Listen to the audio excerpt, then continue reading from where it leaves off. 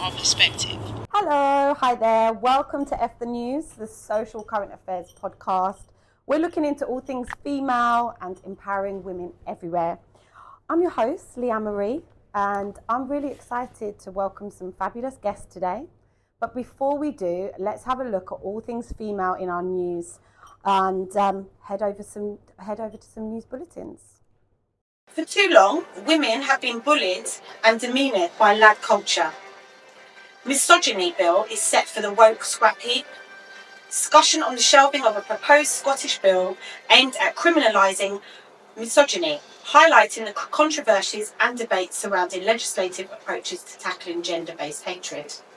The smearing of an old Miss freshman is a 2000s throwback. Women of Impact, Amanda Wen. Profiler of Amanda Wen, an advocate for sexual violence survivors, highlighting her journey from activism to preparing for an historical space flight, symbolising the breaking barriers for women in STEM fields. Violence against women considered for first time under government counter-extremist plans, and harassment of women journalists. We're going to stab you and bury you.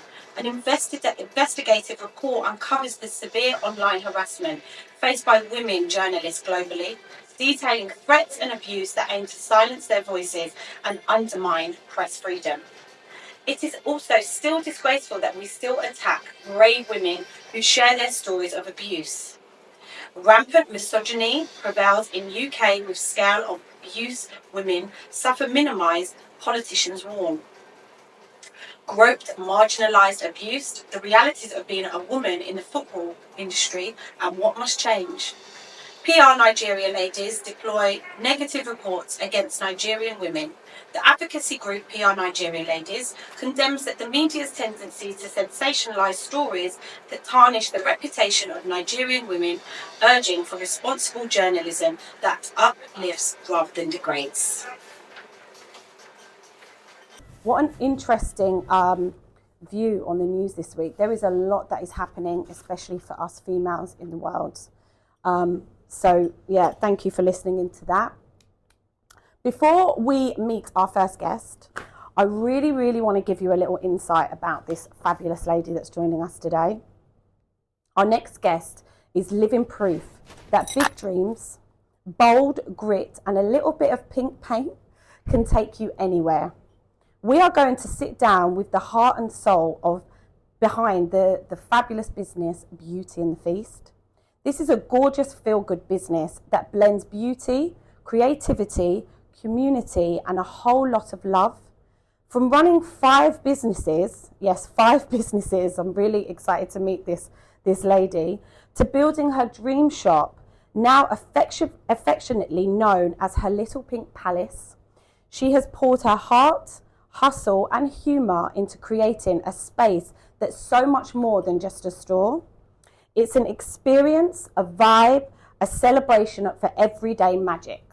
She's been a chef, a beautician, an event queen, a proud mum, a woman who has literally climbed ladders in the summer heat to bring this vision to life. So I really need to talk about this.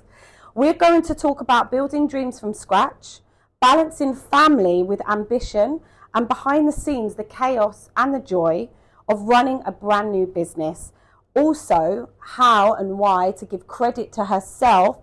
Is she able to do this? Is it just as important to give it to yourself? So we'll talk about that. Get comfy and get ready to fall in love with the wonderful Vera and her delicious journey. Please give her a warm welcome. We've got Vera, Beauty and the Feast. Hello! Thank you. Welcome.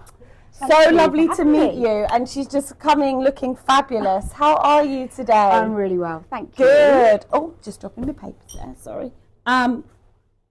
So there's a lot in that intro, Vera. Yeah, I loved it. Thank you. You are welcome. So let's get started. Beauty and the Feast. Like, it's such a unique name.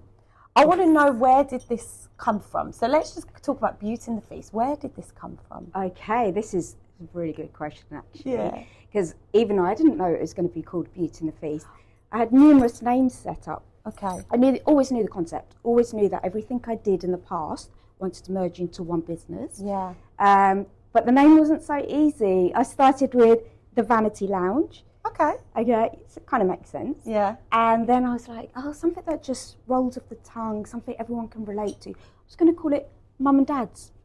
Where are you going to? Mum and Dad's. Yeah. But in the end, I woke up one morning randomly, Beauty and the Feast. I quickly checked, is it copyrighted? Has somebody else taken the trademark? They didn't.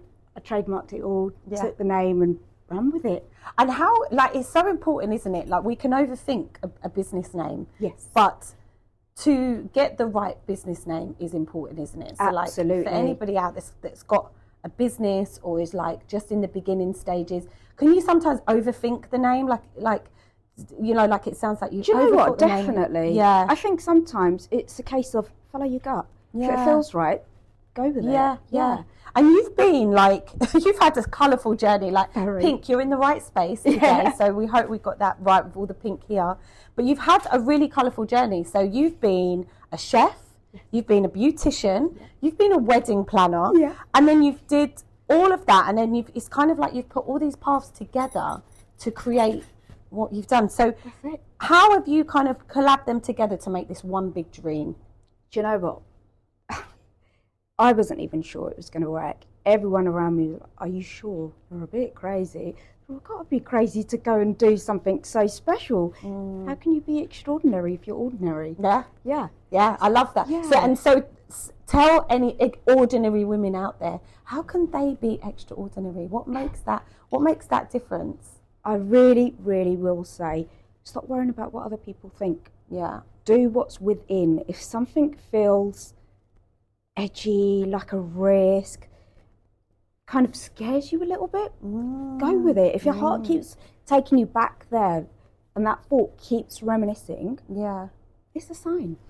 And so how did you find the locations? So you are, we'll find out more about the business, but you are the location. How choosing that right shop or that right space? Yeah. How do you navigate that? Right, so I was hunting for shops for over a year. I knew that my business plan would heavily rely on online social media marketing. Right. So I kind of thought to myself, if I do that right, location won't be as important. But I came to this shop. I used to work around the corner from this shop. I had clients from this area. I observed the shop. I put my offer in, and that was going on for about a year. I kept thinking to myself, maybe it's not meant to be, it's taking too long. Then I kept going back to the thoughts, if it's meant to be, it's worth waiting for. But it was the size of that venue and also the traffic flow that goes by. I knew that would be advertising. And so you're based in Purley, right? Yes. It's this Purley, Surrey, which is, and it's a great location. There's parking, which is also a major problem for businesses that you have. So you started planning this business though some years ago, right? Is that right? Yes. So what made you take the leap? And what was you doing at the time before you started this business? Okay, so as you mentioned in the intro, I was running 5 small businesses in one go. So I was wedding and event planning through the nights, early mornings. Wow. Yeah, I was doing a craft shop, personalising bits and pieces for gifts. I was a cake baker, so I had a little baking company. Oh, wow. I was also doing photography on the side. And the one that was my 9 to 5 was a burger van. A burger van? On an industrial estate. No way. No frills, nothing fancy, but I hated it. I hated it. It wasn't me. It wasn't true to who I was. And I wasn't treated so well by the men around me. Really? Yeah, which is why Beauty and the Feast came to me, started to write a little plan. I used to think, I'm going to turn your money into something I want to do. Yeah. So I'm going to stick it out. I'm going to take everything you throw at me and I'm going to make my dreams come true. And you definitely come across like that grit and determination. And would you say it makes a difference? That's what makes a difference between somebody who is going to take the risk and start their own business. It takes sacrifice though as well, right? Yes. And I read that you turned your house into a storage unit. Oh my gosh. At some point. Now you are a family woman, so how did that impact the family when you had your home and now you've got a big storage unit? Honestly, I'm so blessed. I am so fortunate that my kids and my husband are so patient with me. They know I'm a go-getter, and they know anything I put my mind to, I'm going to make it work. So I guess they saw what was happening around me and knew she's going to turn it around. Yeah, we'll give her time. That's like amazing. So it takes sacrifice though, doesn't it? So definitely. The transition when you then finally got the shop, so you got the I'm assuming the contracts came through. Yeah. How did that feel that day? Oh, that was surreal. It was a mixed bag of emotions. I was really scared, thinking, what have I done? Have I bitten off more than I can chew? This is why I didn't do a big launch event as well, because I did a soft opening. Okay. Because whilst I was excited and I believed in my business plan, I'm still human. But, yeah. And so for any, women out there that, they might be at that beginning stage.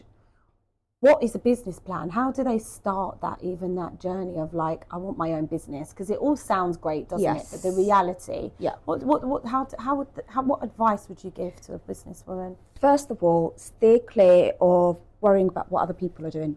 Okay, focus on yourself. Yeah. Even if there's a million businesses like yours, there's no one like you. You're original. Stay focused, stay in your lane, do your market research, see what's around you, see what you can bring that's different to the table, and just self-belief will really, really carry you through. Yeah, I do believe that. And I think that's good advice. And I mean, I touched on it on the intro, but tell us about Beauty in the Feast. What is the experience that customers can get when they come to this little pink palace of yours? Tell us about the experience that they can receive. First of all, you're coming into the most beautifully decorated boutique style tea room, if you like, cafe come tea room. So you obviously are treated with the utmost respect and the best service we can provide from me and my little team. But then it's not just the eating experience, it's the being able to go around the place and take pictures. And at the end of the day, after any event, pictures are all you're left with. So that was a big thing for me to make sure people were taking those pictures. But then it's not just the food side. You can bring your children to have a mini pamper. You can have your nails done. Or if you're booking a group party, we've got the beautiful space downstairs where we specialise in pamper parties and afternoon teas. So you could have facials, massages, makeup classes. So it really is combining beauty and food together in one concept. Which sounds perfect, doesn't it? And do you find that the space that you've created now, what has that made you kind of become like, more present in like who you are as a businesswoman, like the emotion that you brought and all the hard work that you put into Beauty in the Feast? Are you now feeling the rewards of it? Oh, that's a good one. With me, I'm never completely satisfied or never stop working to do better, do more. So I'm always working on self-improving, whether that's myself and the business or individually. But yeah, it's definitely helped me to come out of my shell more as a woman, empowering myself and others, definitely. And I read, so you painted the shop. Yeah. And you chose to paint it during the hottest August that we've had on record. Yes. And you painted this yourself? I did. Up and down the ladders? I did. I was. How did you get through that? Honestly, so when I finished working at the burger van, in the evenings I would come over to the shop. It was all blacked out. I'd be in the painting over all those pictures online somewhere. Yeah. And I would literally have big extended poles, big ladders, and I'll be up there. And even outside I started to paint it myself. This is where it drew a lot of attention and people from the public. I mean, it shows you, isn't it, when it's your own business, the hard work you have to put in and the time and the effort. It's not no 9 to 5, sacrifice other things. And running a business, being a wife, raising, you have teenagers? Are they teens? Well, young adults now. Young adults? Yeah. That's not easy. No. How do you juggle all of that? That was a big part of having my own business. And I've always done this. I wanted to be there for my children, make sure they remember mum was always there, but also provide for them. So this is why I went into running my own businesses, to make it work for me and my family. Yeah. And have you managed to get that balance to make it work now for you and your family? I'd say so with my physical presence, yes, but my brain never switches off. No, and that's the thing, isn't it? Like, I think us women, mothers as well, we can juggle a lot, but it's really important to get that balance, isn't it? 100%. And we can put 110% in the business. Has there been moments where you think, oh, I've really put so much effort in the business and I've kind of not given enough to my family? Has there been moments like that? Loads. I'm constantly feeling guilty. Even today, getting ready, I heard my daughter say, "Mum," I said, "Not now, I'm busy." Because I'm always in the diary, on the phone, on the emails, on the social media. So, like I said, whilst I'm present there, my brain's not always. Yeah. But it's given you that choice, hasn't it? Absolutely. I think anybody that is running their own business, you get that choice of how you can be present in your family or your day to day, because you're kind of managing your time, aren't you? That's in your own kind of way. Yes. But we tend to give so much more into our own business, don't we? So it can be a sacrifice. Now, giving yourself credit, you're not very good at this, are you? This is my downfall. So, it's not something they're good at. So, but if you were to hype yourself up, right? So let's talk to Vera, like say 3 months ago, and let's hype you up. What would you say? Let's give you some credit. Give yourself some hyping. All right, she's a definite gold digger. Yeah, 100%. Yeah, a gold digger. Goal. Oh, a gold not digger. gold. I was like, gold digger. How's that? Like gold? I was about to say, really? Gold digger. Always smashing goals. Going for the next project, next challenge. Always. Yeah. So how do you set your goals? How do you set them? Do you write them down? I don't write them down, if I'm honest with you. If I have a thought and if I want to do something like a new business venture, I will put my everything into it and then go for it and then start writing ideas, then start researching. But if an idea comes to me, I don't let it go. Yeah. So what more do you see for Beauty and the Feast? Where do you want it to go? What's the dream? Tell us. Okay. There's stuff going on in the background. Yeah, amazing. It's definitely not stopping right where it is. Okay. I've had to change a lot for the business to make it work for me and what the public demand. But coming back to making it work for me and my family as well. Yeah. Do the kids get involved? Do they come? Yeah, my there? daughter works for me. Oh, yes, amazing. Yeah, she's great. And my son, he comes in when he can. But yeah, he's grown up. He's 20 years old, so he does his own thing. But he's very proud of me and constantly tells me. And you've got a small but mighty team. Yes. So tell us about them. So what do they mean to you? Having the right team, and how do you keep them motivated and kind of keep going? So our team is very young. However, I like to think our workspace is quite fun. Very stressful. They know that Vera, they call me momager. Because that's my style of managing. Yeah. I'm like a mum to them, but also teaching them along the way as well. They know how important it is to run a small business and represent me and Beauty and the Feast. So yeah, they're fantastic. I'm proud of them. And are there any of them that are, that specialise in anything at Beauty and the Feast? Like, do you have some young ones that do the beauty, or do you do all of that yourself? So the job with helping me operate the running of the cafe and the events, not skilled so much. However, the beauty side, I am teamed up with professional beauty ladies. So supporting other independent business women, they come in and do the beauty services. And what beauty services do you offer? Can you give us like a snippet of some of the experiences? Sure. So I think I might be booking, guys. So we do have pop-up days for aesthetics. Yes. We also offer mini massages. We offer gel nail polish services, makeup, and makeup masterclasses. Nice. And for the young girls out there, this might be just like the perfect spot. Yes. You get all the young kids. I mean, I wish I had that when I was young growing up. I think I would have had pamper parties. Yeah. It wasn't around in my day. So what's a pamper party? Tell us. What do you offer in these services? For the kiddies, Yeah, for the we kids. offer a spa experience, so they get to dress up in their little silky robes and have face masks and headbands and the whole dressing up experience with mocktails. So Oh, it's very wow. glamorous and grown up, really cute. Yeah, they love that. And then they'll have an afternoon tea, and after their afternoon tea, so it seems really grown up for these little princesses. They'd have their mini makeover after that. So I suppose it's giving them, though, like it's teaching them as well, you know, to look after yourself, This is it. give yourself that time out. And I think we're all in such a rush, right, nowadays. But it sounds like stepping through the doors of Beauty and the Feast, you can kind of forget about the outside world. You can just slow down, take a moment.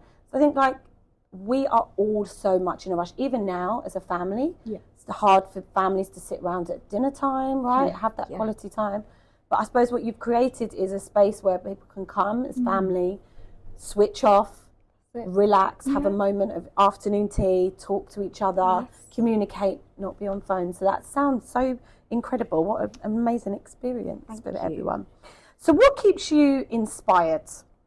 Because running now, you've run 5 businesses, so which you've mentioned, but how do you get your motivation and to keep you inspired now for Beauty and the Feast? Because surely there's good days and bad days. Oh yeah, loads.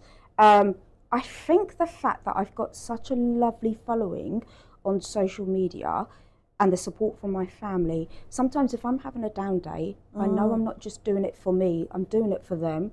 Even posting content, I know people want to see it. They're, you know, always, my DMs are flooded always, and I feel really bad that I'm not always on top of it. Do you get to respond to everyone, or you don't have the time? I do in the end. So do you manage all your own social media? Everything at the moment. I mean, Vera, like, how do you fit everything in a day?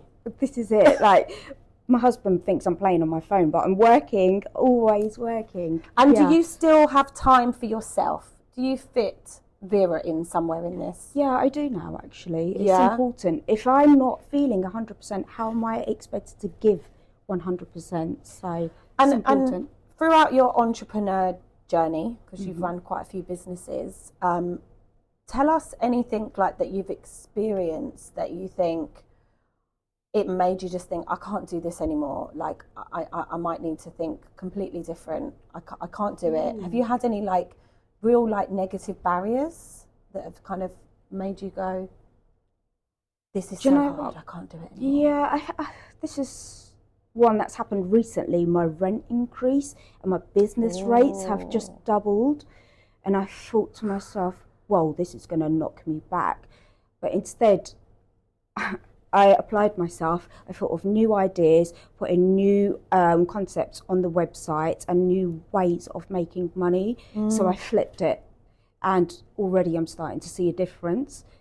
People booking in online and things just carrying on, continuing. So not focus on those negatives, try and work around them. And so it's a real mindset thing, isn't it? It really is. Yeah. And I think a lot of people then, when they go into business, they don't realise how your mindset's got to be really strong. Yeah, that's key. Because that could have just been a huge wall for you to say, rates are going up, maybe I need to not stay in this space, but you haven't. You thought of new ideas to make the income.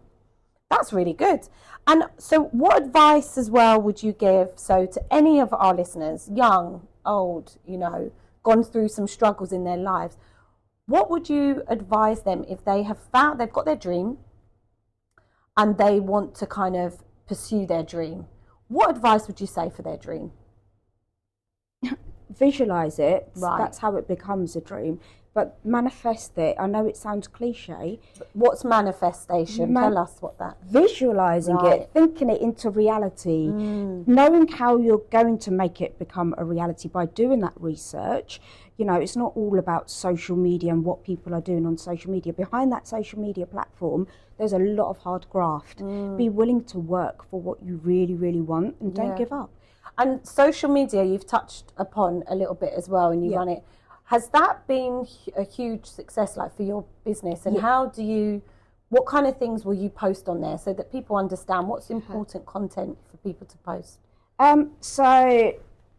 Social media I knew was going to be a heavy part of my business because it's out to a wide audience, isn't it? Yeah, of course it is. And it's free. Yeah. It's a tool that's free, so I take advantage of that. What do I post? I post all the pretty things, all the nice things that I know it's going to attract attention, that's visually, aesthetic, which is Beauty and the Feast in a nutshell anyway. Yeah. Constantly keeping people updated with news, whether it's good or bad, timings, what we're offering. Yeah. So it's a lot. A lot, yeah. And do you visualize the brand getting even bigger? Like, what's the vision? Are you going to have loads? Are we going to have loads of Beauty in the Feast shops everywhere? Is there? Never say never. Right. I definitely visualize it to be bigger. Anyone and everyone that's come into the shop has more or less said, "Oh, I've seen this before," thinking they've already seen it in London. And that was a big part of my branding, making it look like it's already established. So, yeah, the name. So what do you mean by that? Established, like what, their experience or No, the things that are in the shop? The whole shop itself, the physical appearance of it, and the naming outside. People, "Oh, I'm sure I've seen you in London." No, you haven't, but I can see myself in London. Yeah, definitely. When we can afford those exactly that rates. Yeah. And has there been any for your family and stuff? Has there been any kind of negative kind of impact with having a mum that's so driven and so ambitious? Like, has there been any moments of that where it's had like a bit of a negative? Yes, snippets of. Like I said, my head's not always there whilst I'm physically there, but. Yeah, I guess sometimes switching off is difficult when you're running a business. Yeah. But not too many, if I'm honest with you. That's part of the beauty of running your own business. And has your children got that entrepreneurship kind of mindset? Definitely. Really? Definitely. And I said to them, "Don't be like me, be better than me." Like, Mum, they've said to me, "We look up to you so much." That's so lovely to hear. Yeah. And you came in this morning, you're looking fabulous, but you still have time for yourself, leisure, gym. What's a day in the life of Vera like? Oh, that's a good one. Okay, so I'd get up at 5 o'clock in the morning. 5 a.m? Yeah. Every day? Yeah. You see, this is what it takes to be a businesswoman, right? It's the 5 a.m. club, isn't it? 100%, right. yeah. I will go through all my emails, my DMs, all the messages, and respond to everybody. Diary management, bit of work on the laptop. If I'm feeling creative, think of new ideas, new concepts. That's that. And then I will probably go to the gym for a good 2.5 hours. 2.5 hours? Yeah. So you're in the gym at, say, what time? Like, it varies. It Right. really varies because sometimes I have meetings and bookings, etc. But I'm on a fitness journey right now. I'm actually training to be on a photo shoot. So Are you? Yeah. I'm a little bodybuilder. Really? Yeah. So tell us about that. What do you mean fitness journey? Whether you've got a personal trainer or you're just doing this So yourself? I've got a fitness coach. Okay. And I was spotted and asked if I'd like to be involved in a professional photo shoot. This is great. Yeah, so Wow, well done, Vera. Oh, thank you. So this journey, how long are you on this journey? When is this happening? It's happening in May now. Beginning of May, right so in the corner. really nearly there. Yeah, So, you feel confident though? You feel I'm good smashing and ready? it. I love it. Yeah, which really helps that. the mindset actually. Yeah. That's why I pursued it because, yeah. Do you feel like going to the gym helps you to stay so driven Absolutely, and ambitious? yeah. There's something about, Yeah. isn't there? Being at the gym, keeping those endorphins going and being in a happy space. Yeah. And so I'm excited about, your journey for the Beauty and the Feast. And how long have you been there now? So, and where can everyone find you? Just over 2.5 years. Okay. So we're in Purley. Yeah. The Brighton Road, main road, you can't miss us. Yeah. It's pink, right? Yeah, it's a bit pink. Yeah. It is a bit pink. And that's great. And do you kind of have like any special days or anything that you do? Like, do you do special events and stuff? Do we have to book or we just turn up? So we are now essentially an events venue. So most of it is bookings only. Right. However, on Saturdays, I say no reservations required. You can all pop in when you want and have a taste of the Pink Palace. Okay. Yes. So Saturdays, go and pop in, go and see Vera and her wonderful team. What's been the biggest surprise since opening your doors? What would you say? Was that there's a moment that you didn't expect but you loved? This is going to sound crazy. I never expected for 1 minute I'd get children. Really? Yeah. So was the original idea not? Was it an afternoon tea kind exactly for ladies, ladies that lunch, ladies that brunch, and, you know, ladies with spare time, spare money. All of a sudden, people started to say, "Oh, can you do children's parties?" And I thought, why not? And now, like, I get more children than anyone else. So it shows you as well, even though you're running your business, to stay open-minded, Absolutely. Right? You could get really fixated on your business, which is great, that tunnel vision, but sometimes an odd little idea or concept. That's great.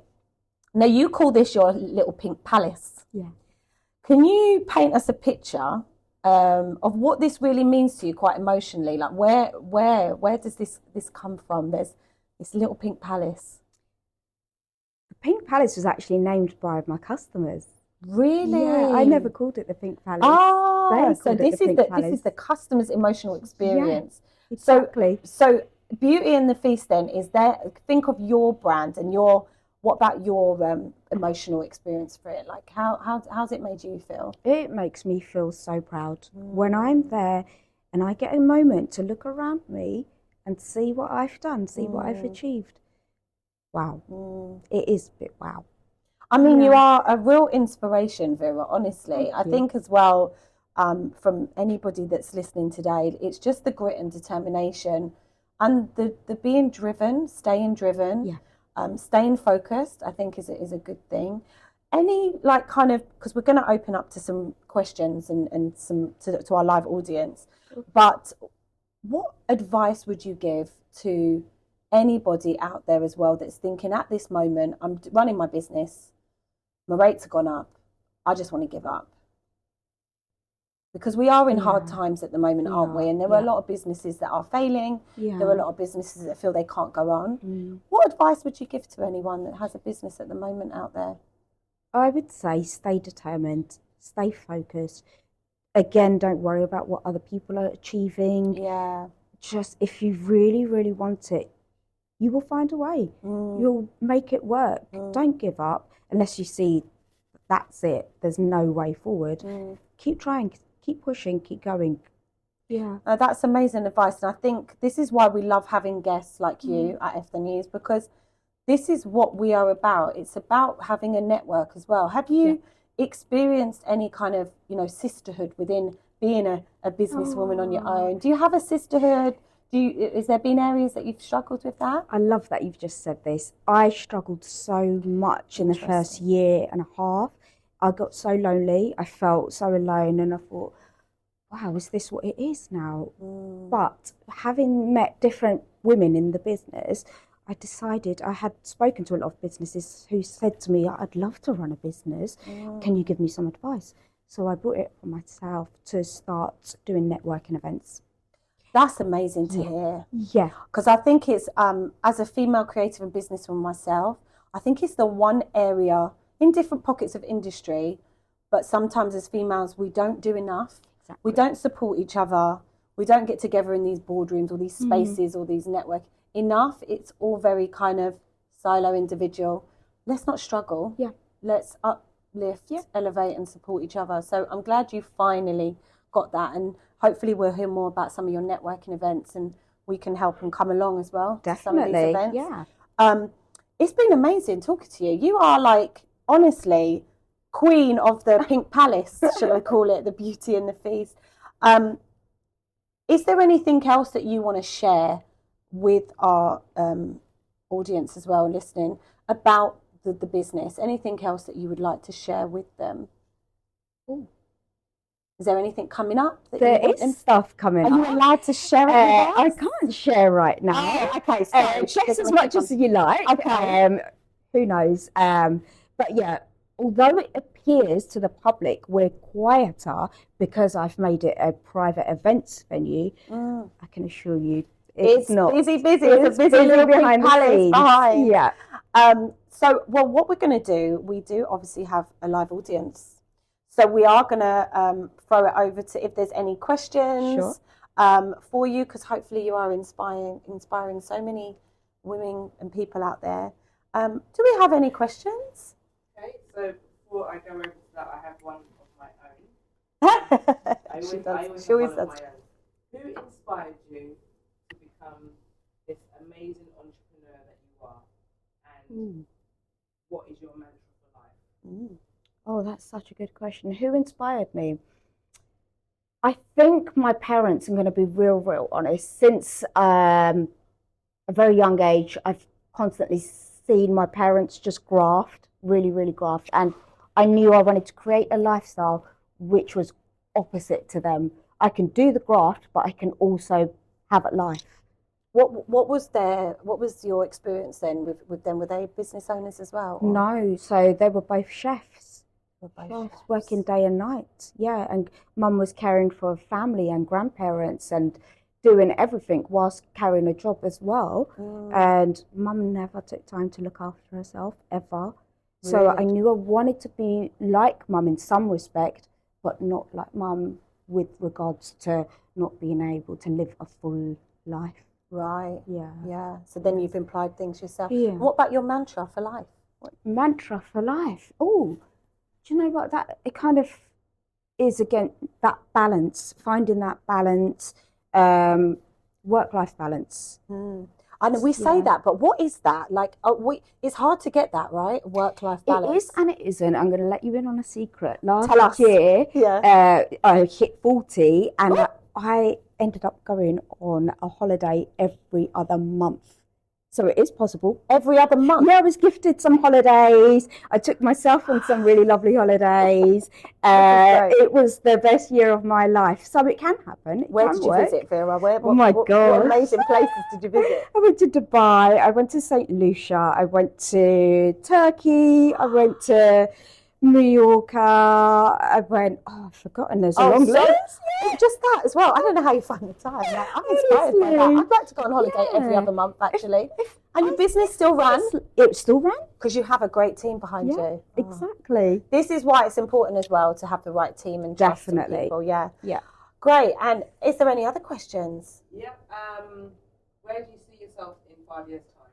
Ooh. In 5 years' time, I hope to scale the business, not be so active in running the business, more behind the scenes.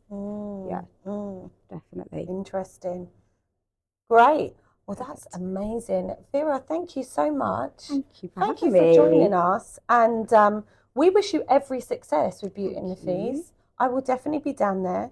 And anybody that is in the area or local, please go and visit Vera. Yes, please. And we thank you so much for your time. You're an inspiration to all of us to keep on going and building a successful business. So thank you so much for being with us. Oh, thank you for having me. You are welcome. Thank you, guys. We're just going to have a little bit of a break and then we will be back. Hi, and welcome back. I'm excited to introduce you to our second guest. And before I do, let me tell you a little bit about this phenomenal guest. She is a true pillar of wisdom, compassion, and community impact. With over 50 years of experience in healthcare, spanning institutional, community, and private sectors, she is on a mission to shift how we approach health, particularly in relation to lifestyle and driven conditions like prostate cancer. I didn't even know this, but facing staggering statistics that show 1 in 4 Black men actually will be diagnosed with this condition. She founded Global Community Enablers CIC, bringing together a team that is dedicated to changing the narrative through the power of conversation, cultural trust, and grassroots connection. She's a health strategist, a community advocate, and in the virtual space, she is a warm, non-judgmental presence and offers a really safe haven for intergenerational guidance and real talk about life and well-being. I'm really looking forward to having our conversation today and talking all things healing, health, legacy, and the kind of change that starts when we really begin to listen. I really want to, and I'm so excited to introduce you to Glynis Nathan. Reveal yourself.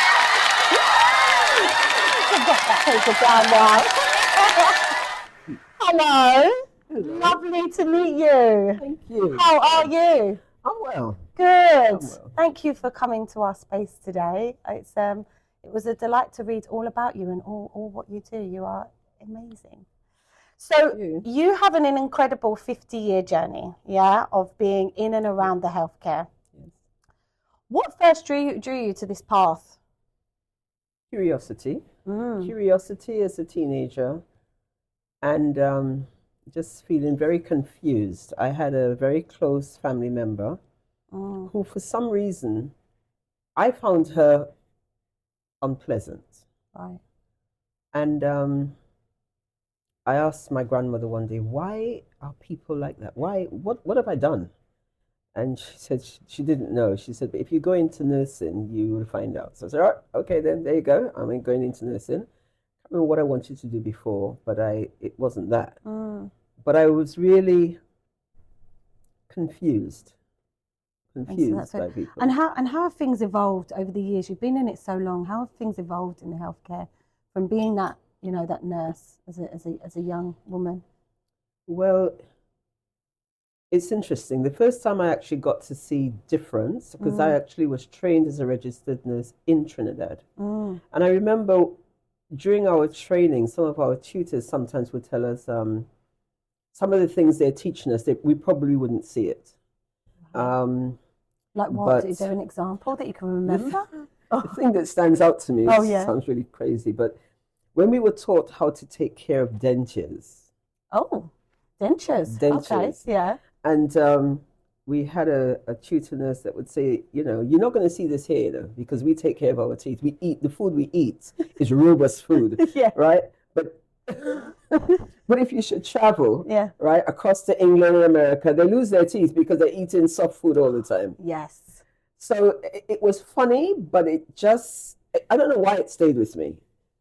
And it was only when I was actually on a ward here that I remembered that. And I thought, you know what? Wow. Look at how some of the things we're told at any given time, we don't understand the fullness of it. No. And I said yes, because we're not fighting up with a yard chicken over here. We're eating very soft flesh chicken. Even sweet corn it took me a long time to be able to eat it because it's so soft. Yeah. Whereas corn there, it's sturdy. Yes. So I said, oh, this is how it is. Yeah. And then you realize, okay, as you work your muscles and allow the body to work the way it was designed to work on the things that was created for it to work, it's different. Which a lot of us don't know, right? We don't know how it's meant to work. We need to educate ourselves on this, right? It's for sure. For sure. Because it really has a large impact on the quality of life we end up living. I'm excited to delve into that a little bit more, actually. But can you tell us the story behind, you're a founder of the Global Community Enablers CIC. Yeah. What was the spark of that moment? Tell us a little bit about that, what brought that to life. I was working in a community for maybe about 5-6 years prior to that with a community group. And one day we were doing a health clinic. And a lady came up and she was talking to us and she said, I would love to have something like this for my group. And I asked her what group, and she told me it was a social club. And at the time, there was a lot of talk where we were and what we were doing around prostate cancer. And I said, you know what? I would ask for that, but I think I would like to have something in there that we don't do in these clinics. And that's something that will help us to help our men to focus on prostate cancer. And she said, well, that's strange. Never done anything like that before, but why not? Let's go. That was the beginning of it. When I suggested it to the company I was with, the organization, they weren't dealing with cancer. So I said, no problems. And then I spoke to someone in NHS and they said, yeah, they like the sound of that. And that's really where it was born. Wow. And I was shocked by the statistic, actually, of 1 in 4 black men being diagnosed with prostate cancer. And that's really alarming, isn't it? Very much so. Do you think that the biggest barriers to early detection and prevention are more in these communities and there's not enough conversation around it? Definitely. Yeah. Not enough conversation, and there is a huge amount of stigma.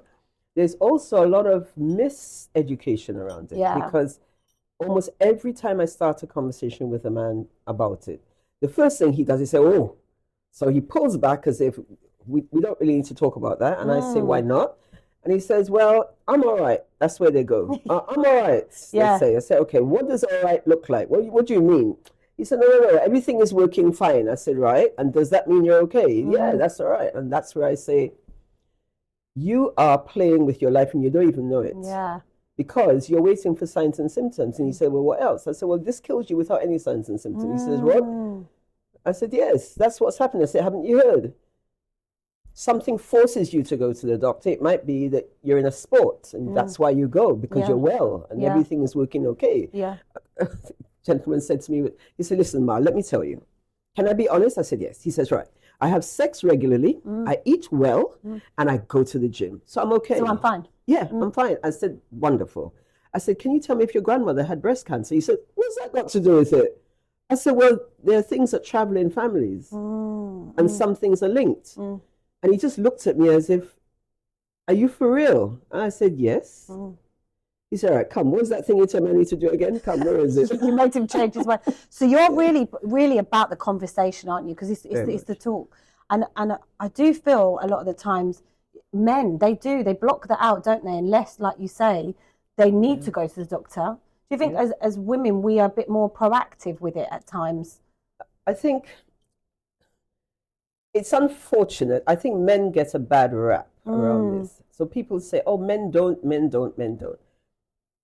Men have not been socialized too. Yeah. So what do you mean they don't? It's like people say, oh, men don't talk. Hello? Men talk too much. They Yes, talk they too do. much, yeah. They talk. Yeah. What do they talk about? Yes. So it's how we are socialized. Yeah. All right? If they are not socialized to have these kinds of conversations, have these kinds of concerns, if it is that they're brought up with a specific thing, they're brought up to protect and to, go get whatever it is, depending on the culture. Yes. So why am I having a conversation about something that might not be? Listen, time's ticking, I've got things to do. And do you see what I mean? Yeah. Whereas for us, for women, for the most part, so we're not stereotyping, but for the most part, women have the job of doing everything else. So we're switched on 24/7. What's working, what's not working, what I need to tell the man when he comes, if he comes, all of that. Yeah. But they're not doing all of that. No. They've got a particular thing in mind. They do it well, and then move on to the next thing. So when it comes to their health, as so many of them tell me, I'm okay. So good. why am I taking time It's to go? like, why am I trying to fix something that doesn't need fixing? That's exactly how what they say. think, Don't fix it. It's not broken. Don't. I say, you don't know if it's broken. I mean, so your approach centers around conversation.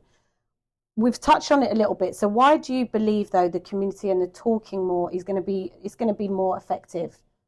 Well, at this point, I can say I've seen it because in founding Global Community Enablers, I never thought that I would be doing it on my own. As a matter of fact, I don't see it as being sustainable to do it on my own. No. And it's also not healthy to do it on my own. Other people need to talk. And why I went down the route of saying that we are enablers, wherever we are, as I said to different groups who I'm seeking funding from, I said, listen, in all communities, all groupings, there are gems. Yes. And those gems can do what you will never do. It doesn't matter how many letters you have behind your name, no matter what status you have, you cannot. So to me, the thing to do is to upskill and to empower those gems. Yeah. The difficulty for many of our institutions, at least here, is they're not trusted. They come with dirty hands. They've done too much over the years, and people are saying, I don't trust you, and I don't really want to talk to you, no matter what expertise you have, I'm not interested. And so how are you trying to change that? Well, I'm trying to, in some cases, I'm finding myself advocating on behalf of different institutions. But when I go to them, I'm also saying you have to be prepared for someone to hold you accountable. Why should we trust you? Because you're now telling me that you want to do good for us. But we've been told that before. We've seen evidence to the contrary. Absolutely. We see evidence to the contrary that lies ahead of us. So we don't trust you. However, how about if it's almost like train people. So I say these people are gems, they are gold dust, they are trusted inside their community. Train them to watch you, train them to understand you and what you want to do, train them to understand what's going on that they need to tell their community to be careful about. Do it that way. Do it that way, right? yeah. Not do it the other way. That we're tired with the that paternalistic come to you. You have all the answers. Some of the answers you have are wrong because you don't understand me. Absolutely. And so I'm saying to the community, where they have come up with different models of care or anything like that, it's based on whatever they know. Yeah. If we don't tell them that don't work for me, and as a matter of fact, I don't like it, then why should they go and change it and find something else? Absolutely. And when they go to find something else, will they know that they found it if we are not present to tell them, no, a bit more to the left, a bit more to the right, yeah, that's perfect. Yeah. Right? So we need to get involved on behalf of the generations that's coming behind us. Otherwise, they're going to be talking about Windrush in the next 50 years, as if it didn't. You know what I mean? Yeah, I understand. So that's we've touched on it as well. You mentioned the importance of trusted cultural assets. What does this mean? So for some of our kind of listeners and viewers, and how can we shift the behaviours within our Black communities of this? What it means is that we have to be prepared to stop saying it's nothing to do with me. I say to people, I'm thankful, thank you God, I do not have prostate cancer in my family as far as I know. I don't have breast cancer I don't have cancer on a whole in my family. But am I going to wait until I have it, then to start saying I'm doing something about it? I don't think so. That's not the way I have brought up my children or grandchildren to think and to operate. So if something is disturbing your neighbor, it is your business. And therefore, you need to do whatever you can. I'm not saying going out of your way and, you know, but do whatever you can. And so my message into the communities are exactly that. Look after each other, yes, and do it the best way you can. When you gather information is never wasted. Yeah, share. You may not know when you need it, but if you take it in, at some day you're sitting on the bus, the train, wherever you are, you hear somebody in distress or something, at least you can say, you know what, I heard something one day, such and such, and then you share that. Yeah. And then they can go off and say, look, somebody met me on the bus and they said, doctor, is this true? And then doctor can say, well, and then, you know, but you just do, it's like spreading the good news of Jesus Christ. You do what you can do. Yeah. Right? If people don't believe, they don't believe. That's them. But all you can do is share the knowledge. You just share the knowledge. And they receive it how and they do what they do with Absolutely. it. Absolutely. Yeah. So and do you, in doing what you're doing, has there been a lot of positive outcome? Are you getting a lot more positive outcome? What happens at your kind of community spaces and stuff? So when I started this, the agreement was that I would reach out and get 100 men to use the Prostate Cancer UK risk check. So they gave me my own QR code so that I could measure and see how I was doing with what I was doing. Brand new to it, don't know how effective I could be. And the person that I was working with at the time, she was really very encouraging. And one day she said to me, Glynis, you don't know how much impact you're having, do you? And I said, no, because I'm just talking to men wherever, chicken shop, by the road, betting shop, train station, wherever. Honestly, you're amazing. Yeah. So she said, you don't know? I said, no, I really don't. So when she got the figures, she said, look at these figures. The figures ended up being, I was asked to do 100, I did 208, I think. But she said, apart from the figures, she said, we are a big organization and we've been doing what we've been doing for a long time. And in terms of percentage, 97% of the men that you've actually managed to get to do this risk check are high risk. Really? Yeah, she said they're high risk. 97%. 97%. She said they're high risk. And they would not have come through your doors. They would not have done. Look at that! What an impact you are making. That it's giving me goosebumps. Honestly, that was my first. Wow. I think that encouraged me to, because when you're working blind, you just think, well, I'm talking to them, I don't know if they're doing. And the whole thing about GDPR, for some of those, in talking to men directly, I said, listen, are you sure you're going to ring your doctor and ask for a PSA test? Yes, I'll do it. I said, you sure? Yes. Can I ring you to find out? Yeah, you can ring. When I ring, have you done it? I was busy.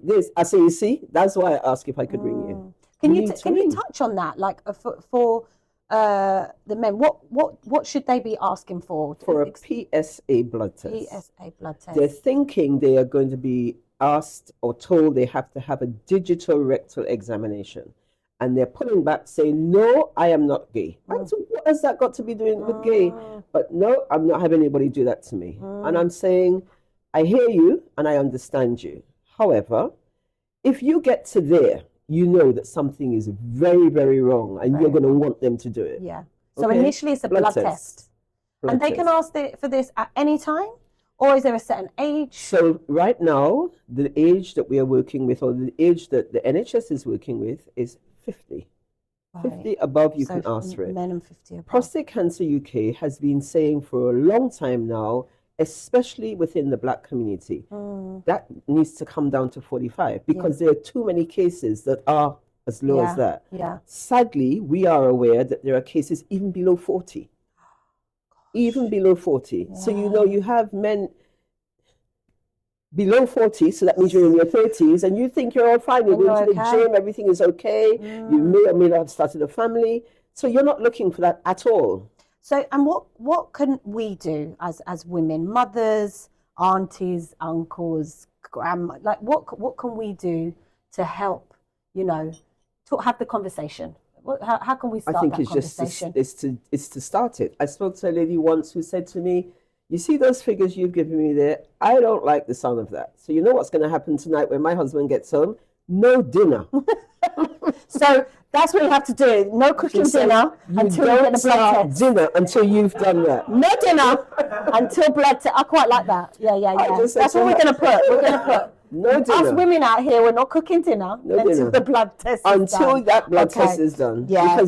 Because the impact is not just yours. The No, impact it isn't. It really isn't. Yeah, the woman has to get the family head around. This is what's Yes. happening. They say lived experience, it's the man. Yes, I appreciate the man is in shock and despair and all of that. But what's happening to the rest of the family?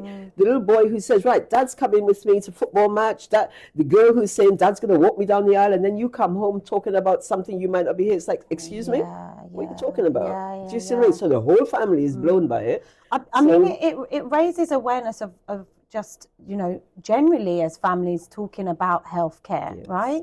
Yes. You know, it can be taboo subjects, isn't it? Until a member of the family is diagnosed with, you know, cancer or something quite terminal. And then that's when everyone has to get in action and start learning and researching and didn't know. Do you think as well sometimes families don't talk enough? So then you don't know your history. You don't know if you've had family members who have had, you know, anything in the family before. Well, traditionally, I can imagine that not many people are going to go and ask their grandmother. No. About her bits. No, Like, it's we not that don't. conversation, No. is it? As a matter of fact, you'll be exactly. You know, who are you to ask me? about my Excuse me, no. business? Yeah. So we don't do it, but we have to. Those who hear this conversation and understand its impact have to find a way in their culture to be able to say, Grandma, I know blah blah blah, but.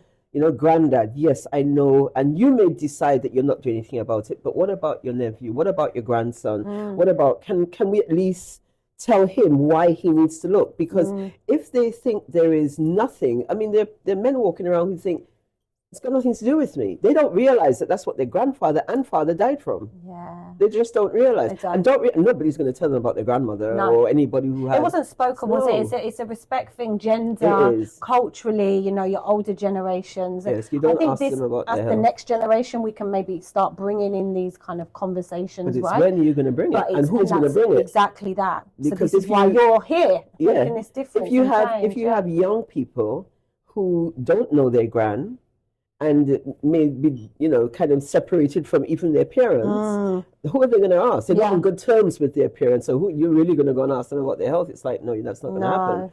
Yeah. So we need to start having the conversations. Make it comfortable for people to say, have you checked? When last did you go to your doctor and check whatever, any part of you? When last did you do that? Do you see what I mean? Yeah. And also, it's no point going to war with the health service. No. There's no point. How is the health service like? Talk to us a bit about like how are they responding to this? Like this statistic is so high. Are they Has it been a positive response or? In parts, in parts.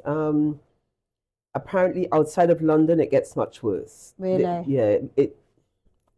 Because it's so difficult even nowadays getting your doctor's appointments sometimes, right? That's right. And the older generation had the, the positive kind of lifestyle of like knowing their doctor. Yes. Now you go to a duty doctor. You don't, whereas before you would have that, they would know the family, they would know the gran, they would know mum, they would know dad, and there was a whole, we don't actually have that now, do we? So there's no familiarity in who your doctor is. It's just, and that's another medical person. Absolutely. And for me, that's why we have to try to move people away from what the NHS used to be. Yes. It is not that. No. I don't think it's going to ever go back to that. Well, not in that way. And so it is safer to me and wiser for people to just take on board, I must manage my wellness. I must do it. Yeah. I must be able to say to whichever doctor I meet, no doctor, if you look back 2 years ago, this was done or that, because they're human and they miss things. There are people who they've had a PSA blood test. The blood test has come back signifying that there is something wrong. It has got misfiled and that person has not been called. Right. Yeah. Right? So it's about a little bit of accountability and responsibility for your own health, isn't it? Yeah. So working at that kind of, you started out in nursing and working at kind of grassroots level in the NHS, it can obviously be really rewarding at times, but I'm sure very challenging. What are some real life moments for you when you had that experience? Is there anything that sticks out or remind you like, this is why I work in this service? I think the areas that bring that to me more are in the areas of midwifery. It is a fantastic feeling to deliver a healthy baby. It is a fantastic feeling. Thank you to all the midwives. It's a fantastic feeling. Fantastic. It also was the place where it made me know that I have to take responsibility, because when a midwife delivers a baby, for 21 years after that, that child can come back and say, Miss, you didn't do this with my little finger. It's like, that's true. Do I know you? Yeah. You're responsible. Yes. Yeah. So at that point, I thought, whoa, in this room, I am God. You, Mr. Consultant, you are not God unless you're going to take over this case. Yeah. Me, they come in looking for me. Of course. So that I say that birth, my family told me, no, you were like that before. Don't blame it on that. But that, to me, is the place where I said, no, I have to be very clear where I am, what I have to take responsibility for. Yeah, because that's a big responsibility. It's a huge responsibility. Things can go really wrong. I'm sure you saw some examples of some, really things that went wrong or went really, really well. Oh, they're sliding and you have to say, no, not on my watch, stop. Usually it's with childbirth and those sorts of things. But while that was really very satisfying, a really satisfying feeling, the first few days, just even when I worked midwifery out in the community, helping mothers to just get to know their newborn and settle into the family and so.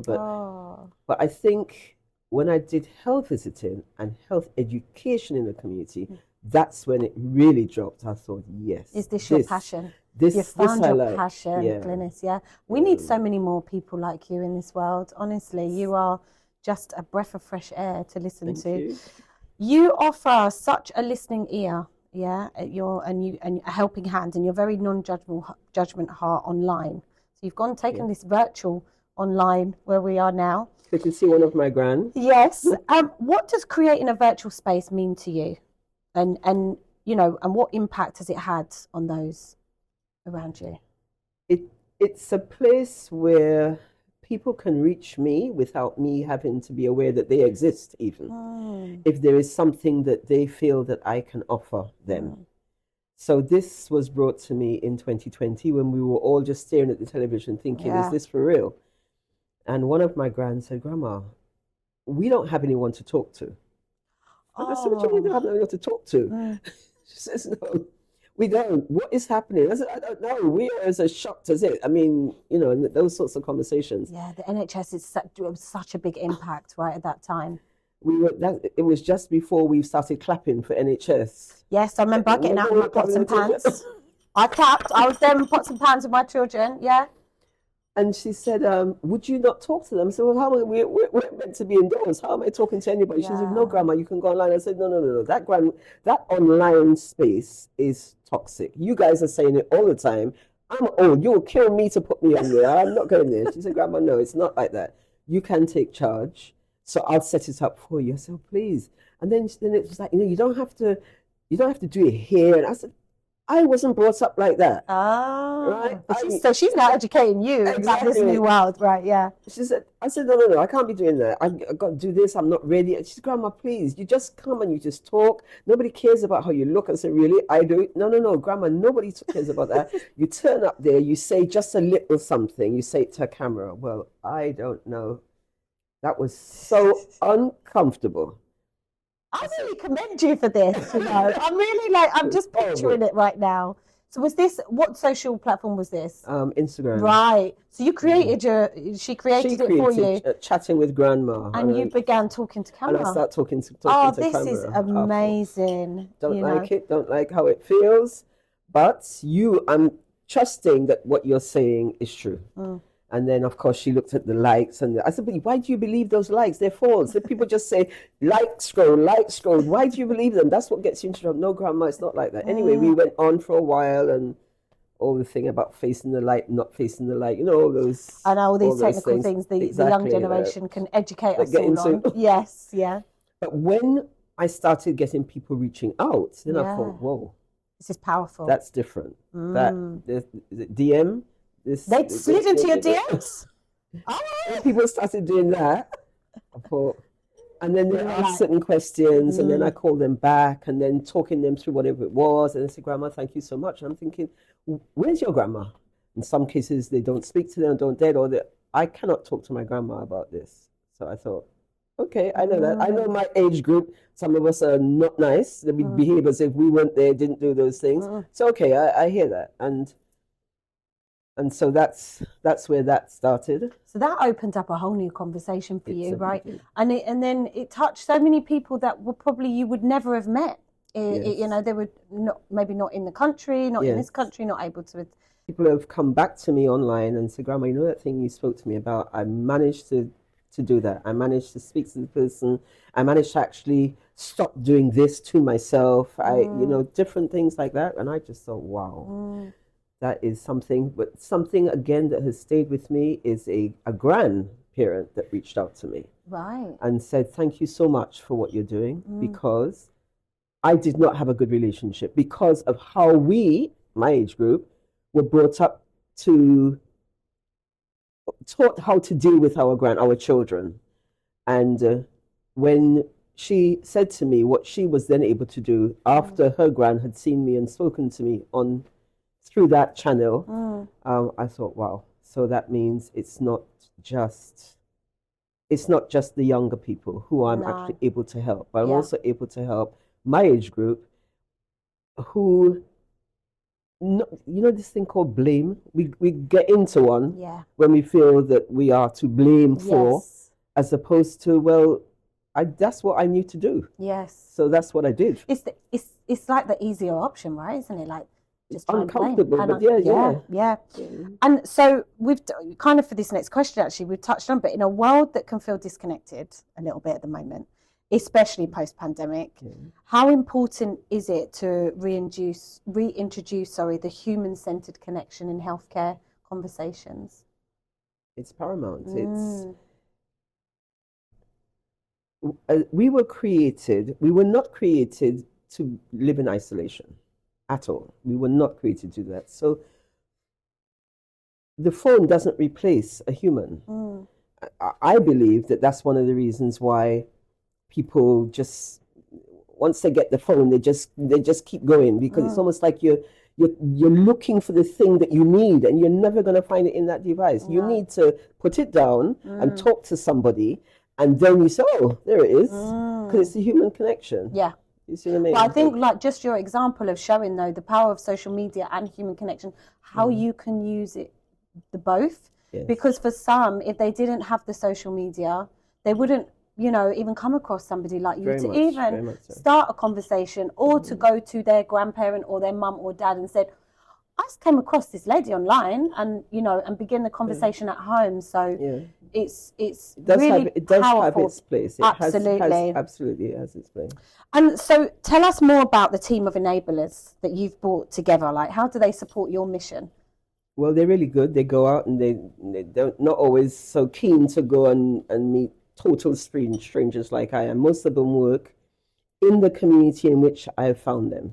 Ah, nice. So and within that community, they spread it. So even I have a few young people who will talk to their colleagues about some of the things they're doing, talk to their colleagues so they can go home and tell their grandparents about things like testing and getting involved with research, and that's how they work. They're not necessarily looking to cross age or cross gender, right? Or, you know, they're just staying where they are.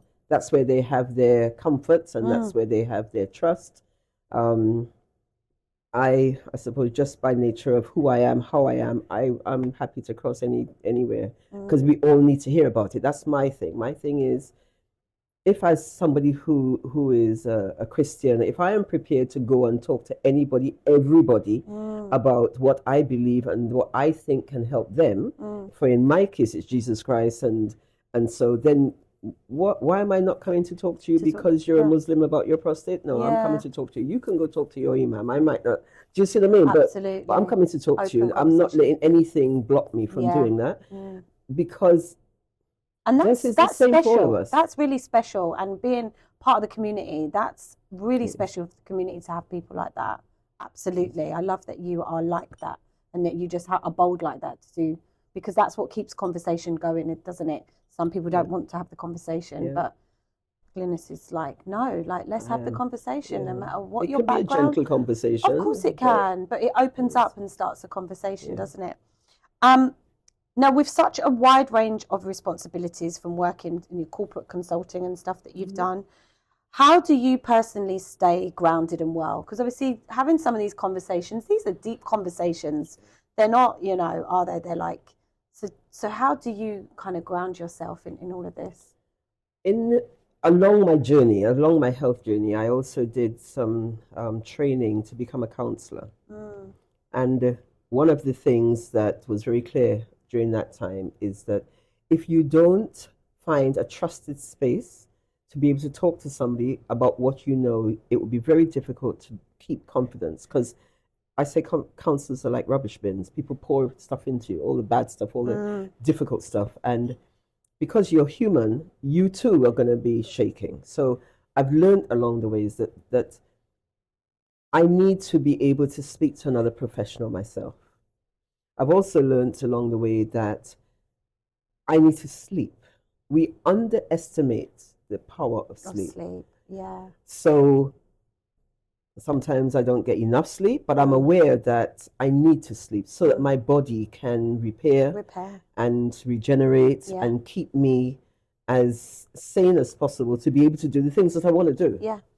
And can you touch on a little bit like health and lifestyle things for us? Any like little tips and things that we should be doing? The thing that I'm buzzing with at the moment is taking care of our gut. In speaking to men in particular about their risk, prostate cancer, so many of them would say, so Ma, tell me, what do I do? It's almost like I'm written off. I'm high risk and there's nothing I can do. And I remember saying to a few of them, if I'm absolutely honest, I'm not sure. I know you need to catch it early, so you need to go for screening, but I don't know what to do. They're working on it. And so, well, yeah, but what good is it to me? When will they find something? So I said, you know what? I hear you, and it's reasonable. And I started praying, saying, God, please, is there something that people can do? Because it's not okay to be getting a diagnosis and you're in stage 3 and stage 4. Prognosis is bad. The options are very few. So what can we do? And I came across this organization that is teaching people the importance of looking after their gut, because connected to our gut is almost every single illness. So that then Interesting. sent me doing more research and say, well, how does this work? Everything, autoimmune disease, dyslexia. Come on now, not dyslexia. Yes. Dementia. Yes. It's like what? And then I realized that sugar, which we are all addicted to, Yeah. is mafia number one. Really? Yes. Everything. Everything. Mafia everything. number one. I love that. Sugar. Yeah. Because So dementia give us a is sugar. couple of Everything. good foods that we could. Can you give us a couple of good foods? I think that we one of the things is that we need to eat veg, not because we like it. We need to eat it, not juice it and dislodge the fiber. Yeah, we need to yeah. There's eat it that, whole. isn't there? Yeah. So we need to do that. We need to drink water, but we need to stay hydrated. And hydration is not just water. Hydration and all the elements that we lose from there. We need to open our bowels regularly, not 2-3 days. That's not That's not good. That's poisoning That's yourself. not healthy. No. Yeah.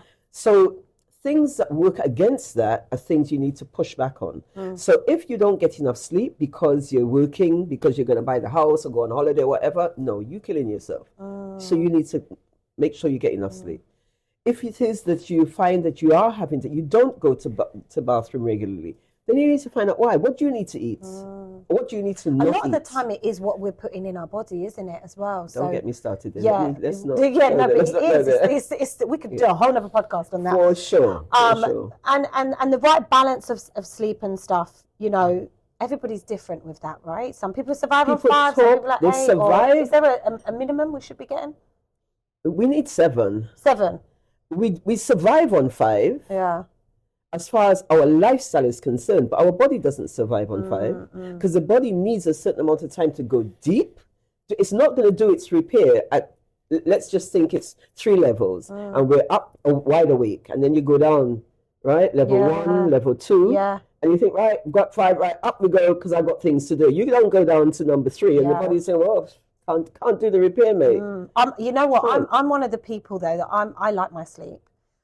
And I'm like that person at night, and I'll clock watch and I'll start counting the hours that I've got. So if it gets too late, I'm like, oh, I've got like 7 hours, 8 hours, 6 hours. I'm like that. So I'm conscious, but I'm sure people, lots of our business women that have come onto this platform and stuff, they're building brands, they're building businesses. They're like, nope, sleep is the last thing on the agenda, but it's needed. I know it well. I know it well.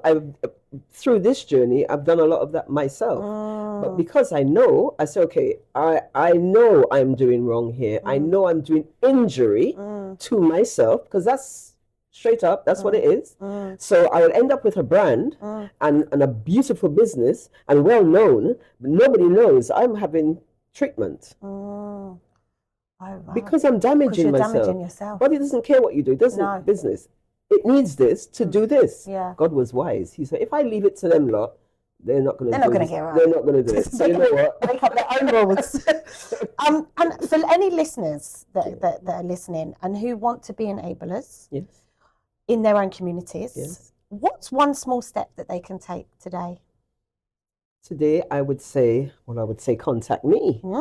And how can they do that? They can do that by using any of the information I've given you. So either the email address, which is, did you see you put those up? Yeah. Or even the number to be able to do, or to go onto the website. The website is the easiest for everybody. And I say it like that because I've decided to train enablers. Like I said, remember I said, when people talk to you, they put things on you that they don't necessarily mean to put necessarily. So how do you know what to do with that? So that we don't have a cycle of people getting sick because they don't know what they're doing and how they're doing. GCE is actually training people to be effective enablers. So that's one of the ways I would say. But I would say, even if you're hearing it today and you yourself don't think, no, that's not my cup of tea, at least contact us, because it's not really asking you to do a whole lot. It's people doing whatever they can. I told you I'd speak to people on the bus. People start talking, how are you? Right? Okay. Yeah. And for some people, that little conversation on a bus is everything. Yes.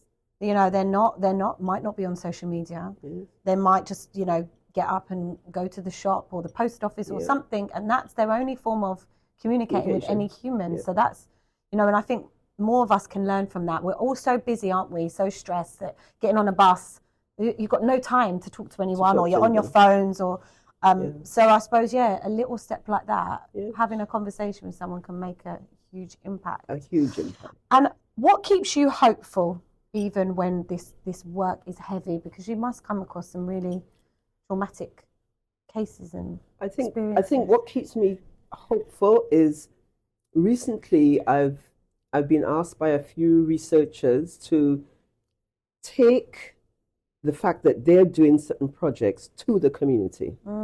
So just one that I think of, there's one called Destigmatize, and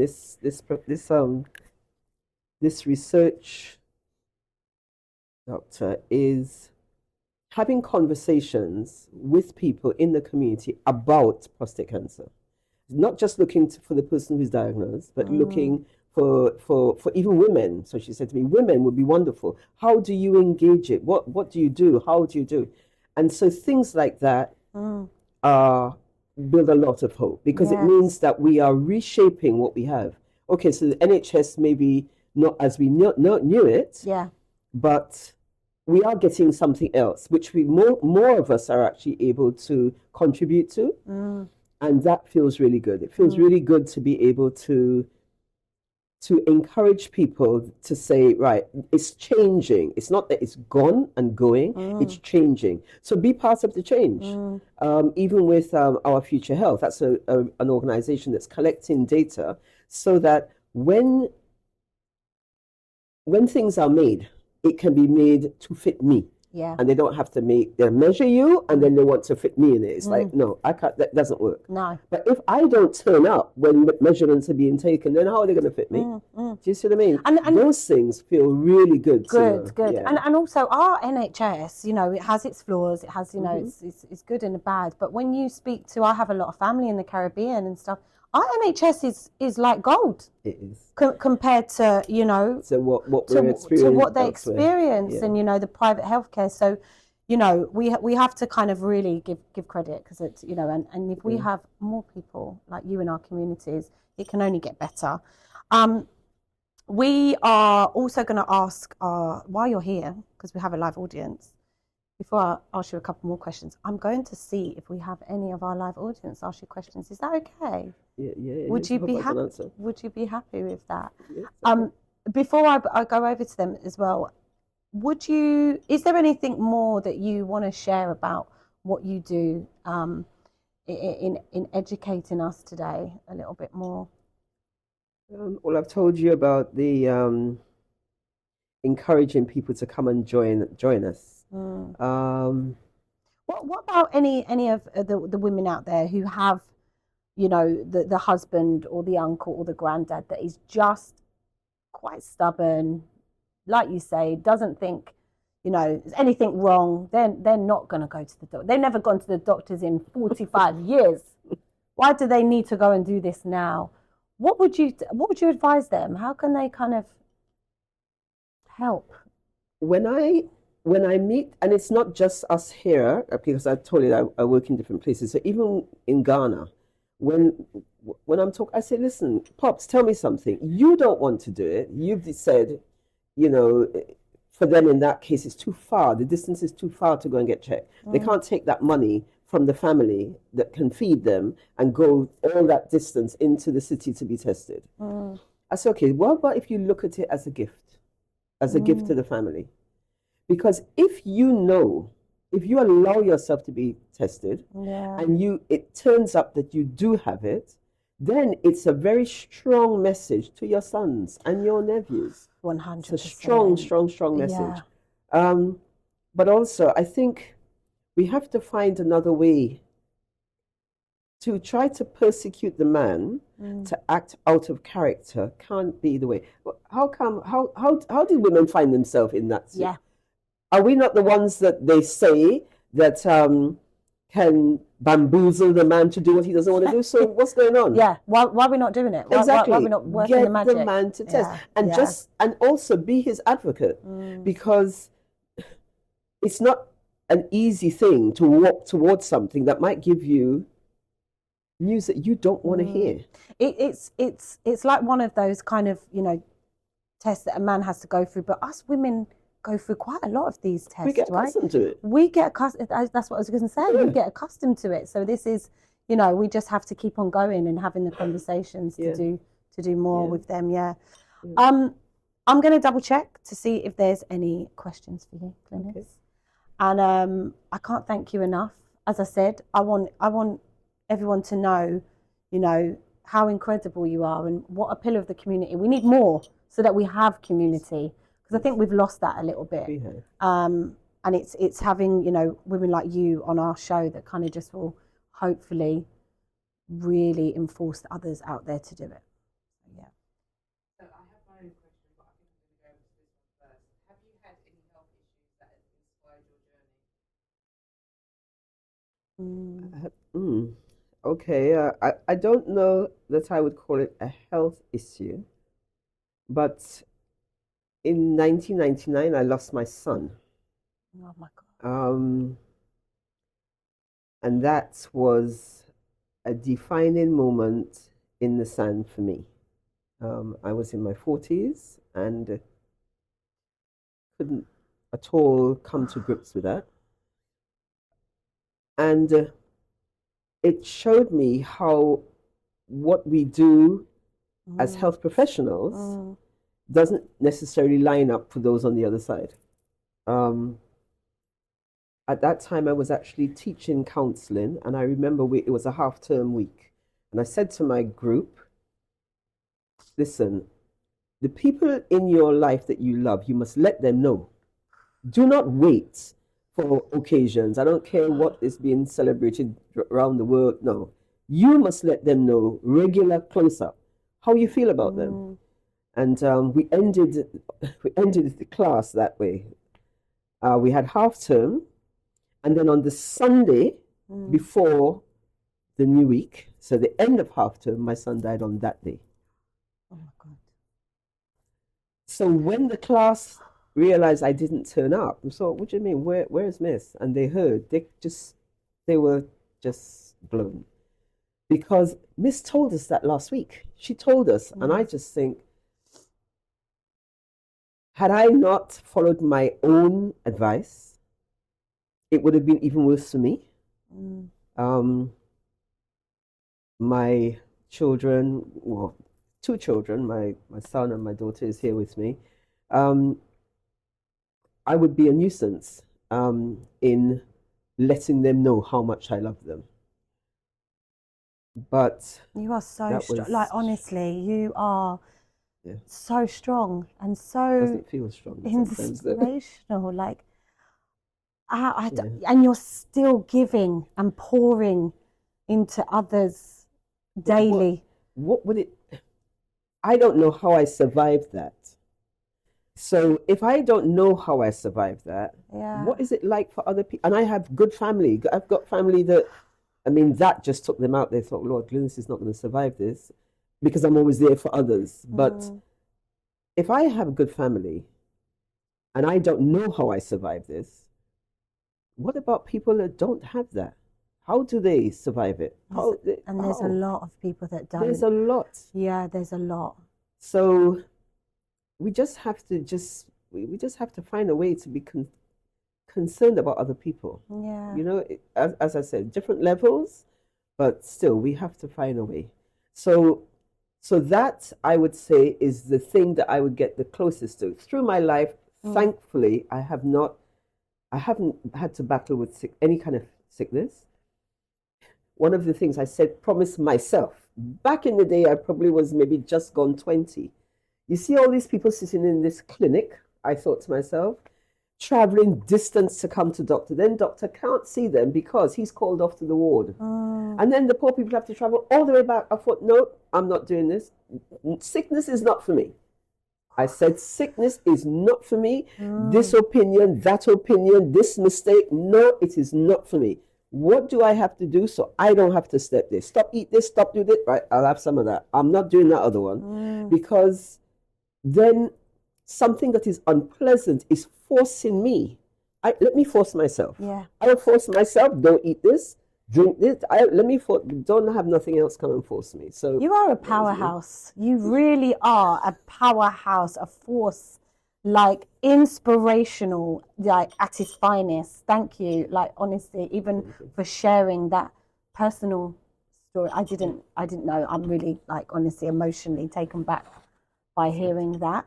But we have one more question for you. That was I can't so even. Yeah. inspirational, Thank you. Thank you for sharing. And I would say you're like a modern day, whether you receive this or not, evangelist.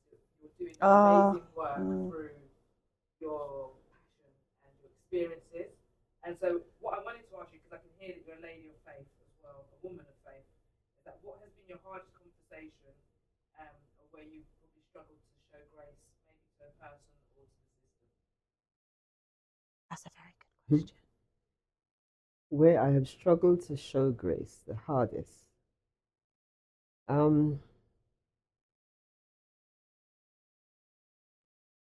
Two things come to mind. You know, sometimes something comes to mind, you think, no, not that, go away. Don't want to say that, but I'm going to say it. I'm going to say it because I think I need to say it. During my time of working as a teacher in counseling, prior to that, I felt very strongly against lesbianism, homosexuality. It was an absolute no-no. It was an abomination. Full stop. There is no conversation. But I had on that course a few who had made that choice, let me put it that way. And there were students in my class. There was no way I was going to not help them to pass because of a choice they had made. And in some of the interactions in helping them to be able to pass like anybody else, I arrived at a place that said, you know what? There's some things that are for me to tackle, and there's some things that are not mine. God, over to you. You did not send me here to be a second Jesus Christ. Yeah. You sent me here to be who I am, to do what you've asked me to do. And therefore, I need to just let you handle some things. I need to love. You did not tell me love everybody except. No, absolutely. You told me love everybody. Yeah. And sometimes it is harder to love my so-called Christian brethren because sometimes some of the things, it's like, what are you doing? Yeah. What are you doing? Yeah.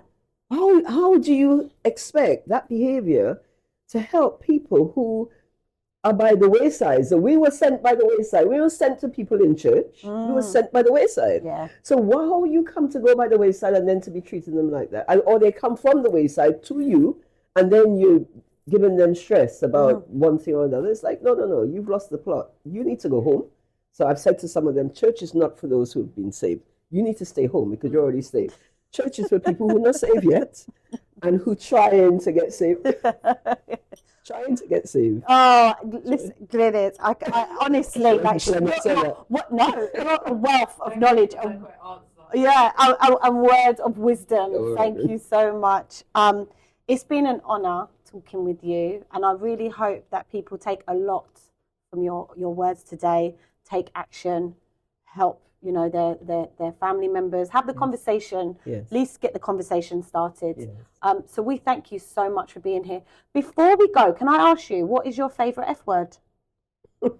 My favourite F word? Fruit. Fruit, because we all need to eat our fruit. Is that right? Yes. Absolutely. Fruit. Thank you so much.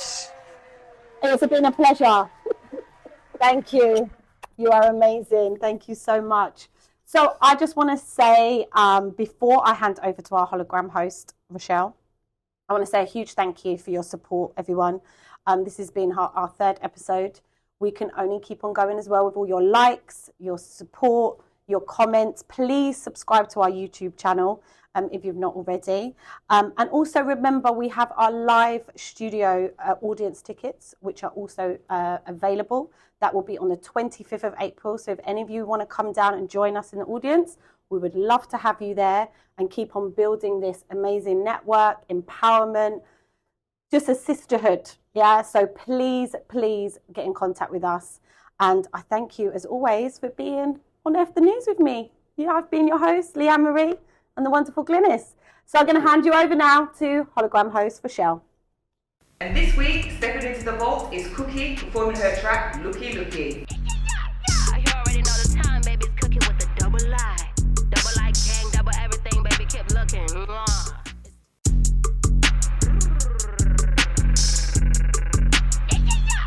You already know the time, baby. It's Cookie with a double lie.